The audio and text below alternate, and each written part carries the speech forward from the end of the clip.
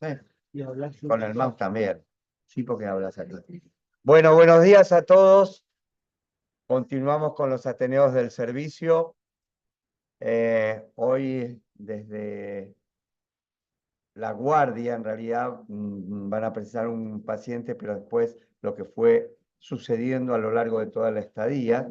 Así que son distintos los expositores. Cada uno se va a ir presentando y vamos a ir viendo. Y nos vamos a dejar para el final, por supuesto, preguntas y comentarios. Así que gracias, Jorge Esteban. Y después seguirá, no sé quién sigue. Bueno, ¿qué tal? Buenas tardes. Bueno, comenzamos a participar, como decía Miguel. Ah, ¿pero está acá? No, hablas ahí. Ah, Sí, directo. se escucha, se escucha. Como dice Miguel, empezamos a participar en los Ateneos nuevamente de la Central de Emergencias, pero no queríamos presentar únicamente un paciente que hayamos visto nosotros y evaluado, sino presentar lo que sucedió desde que el paciente ingresó al hospital hasta que se fue de alta. Y hacer algunas consideraciones y reflexiones acerca de lo que fue el proceso diagnóstico y la evaluación diagnóstica y terapéutica ulterior durante la internación. Yo quería comenzar con esta cita, por decirlo de algún modo, de quien fue presidente allá en el 2015, que nos atañe. Bueno, ¿qué querés, Antonio? Que nos atañe en cuanto a nuestra especialidad, que es clínica médica, ¿no? Mauricio decía en el 2015 que prácticamente el rol del médico clínico va a quedar abolido ante la tecnología y que eso ya estaba sucediendo. Eh, y 60 años antes, perdón, 60 años antes, el decano de la Universidad de Medicina de Washington manifestaba en esta publicación que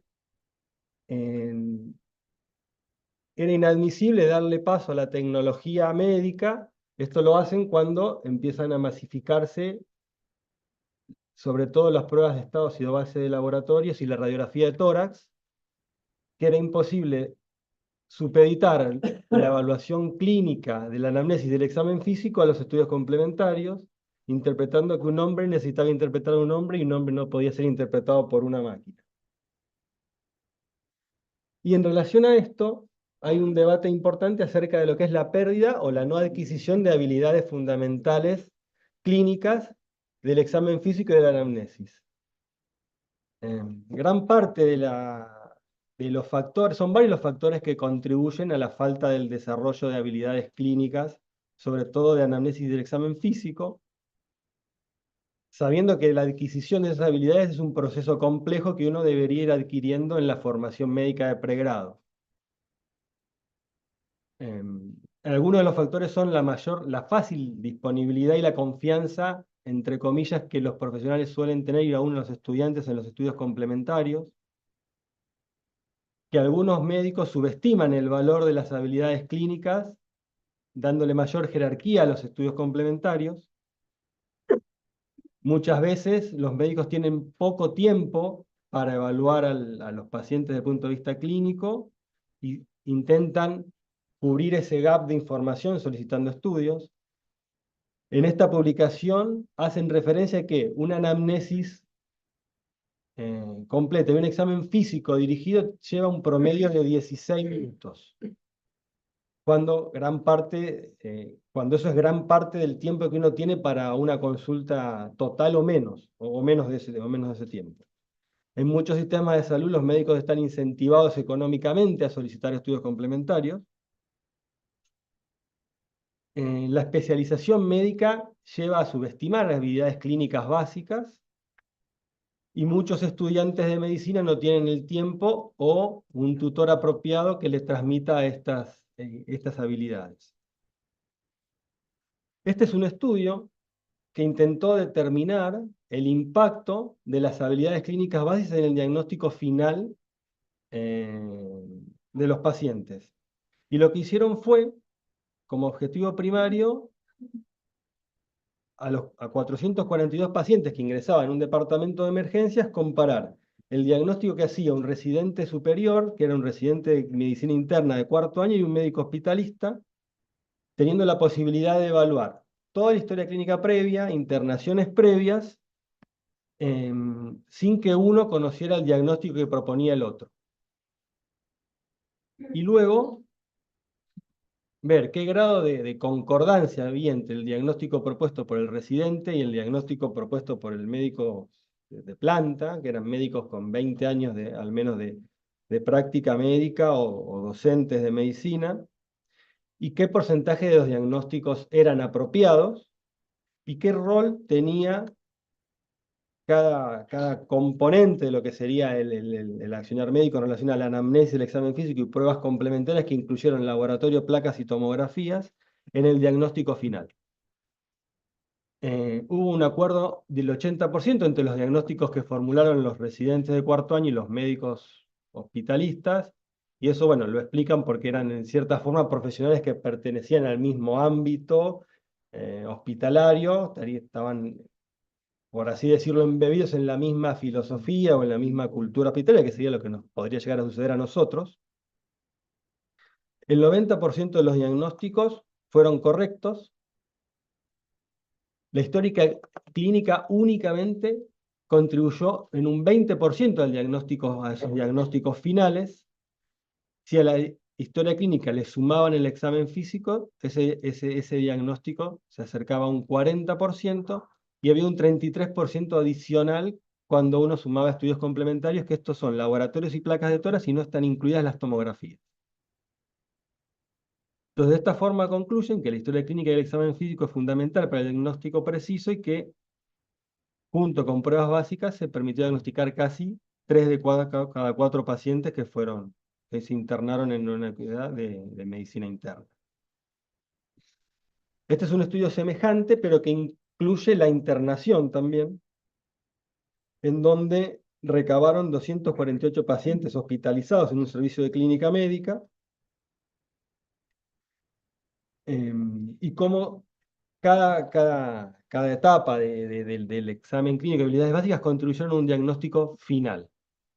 El juicio clínico en un 50% de los casos.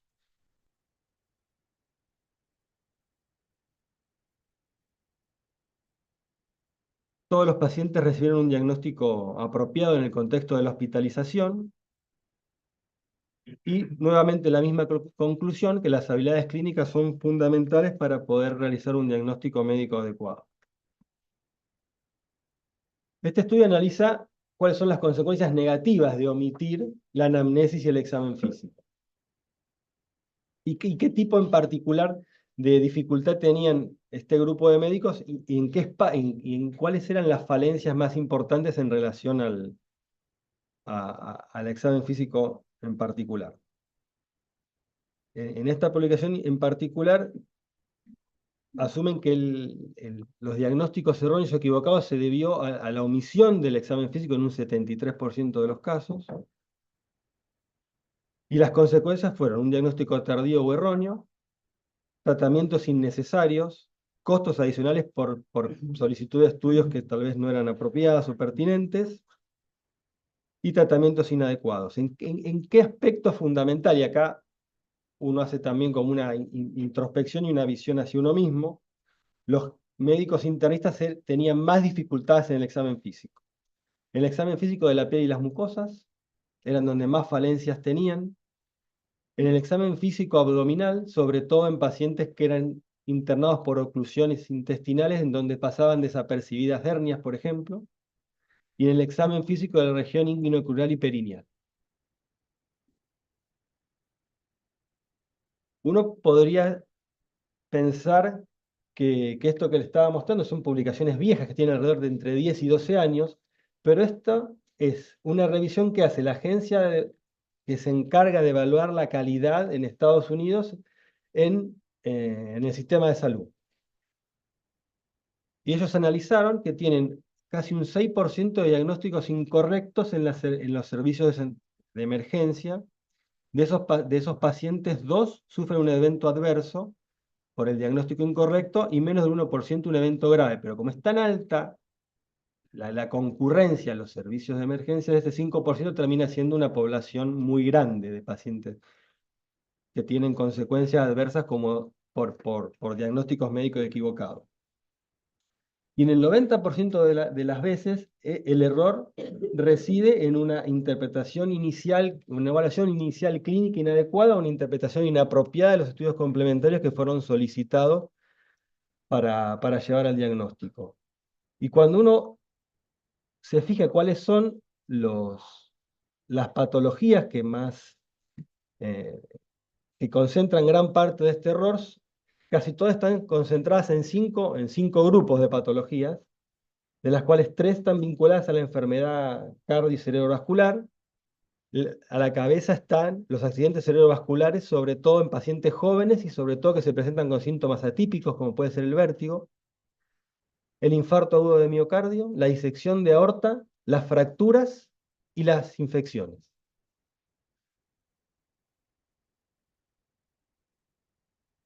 Uno podría atribuir este déficit, como comentaba inicialmente, a que el médico tiene poco tiempo, aparte de poca habilidad, en estar en contacto directo con el paciente. Entonces, a este grupo se le ocurrió evaluar cuánto tiempo de la carga laboral de los médicos, comparando 2 servicios de residencias diferentes, estaban en contacto directo con el paciente. Evaluaron 2 programas de residencias diferentes, sumaban 873 horas de trabajo, eran 2 residencias de medicina interna, y estos datos no fueron anamnesis a los profesionales, sino que fue observación directa de la actividad que hacían los profesionales, y menos del 17% del tiempo que dedicaban de su jornada laboral estaban en contacto directo con el paciente. El resto del tiempo se transcurría en lo que ellos definen como atención indirecta, que era evaluación de historias clínicas, interconsultas con otros profesionales, registro médico. Esa carga laboral llevaba gran parte de su tarea diaria, y no de la asistencia directa del paciente. Hicimos un intento de explorar cuánto tiempo de los residentes del hospital, de clínica médica, inclusive los del primer año, están en contacto con el paciente. La verdad que de la carga laboral muy poquitos respondieron, solo 24 residentes, pero ese 12% por lo menos aquí es de un 36%. Y en segundo lugar, bueno, a semejanza de la otra cohorte, está la actividad indirecta vinculada a la atención del paciente. En tercer lugar, las actividades relacionadas con la propia formación del residente. Y por último lugar, el otro, que es comer, dormir o hablar de tonterías con otros compañeros. Y no quería dejar de finalizar como esta introducción inicial, em, acerca de, digo, dicen que el problema es complejo.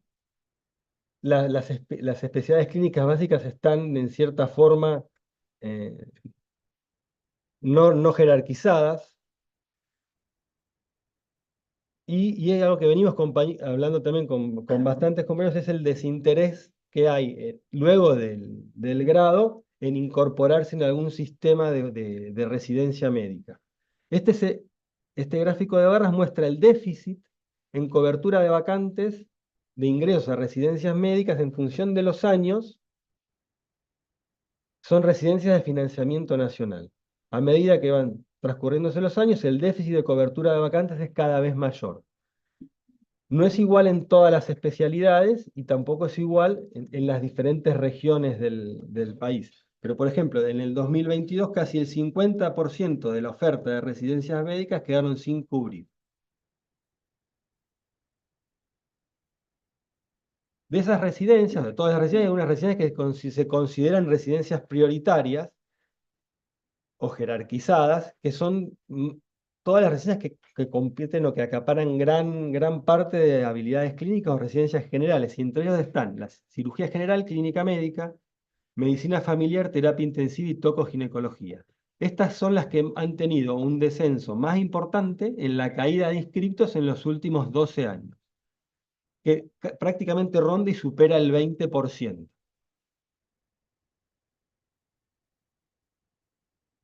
Y acá está un gráfico semejante, pero con todas las especialidades priorizadas. Por ejemplo, medicina familiar es la residencia que más déficit tiene, cerca del 40% de las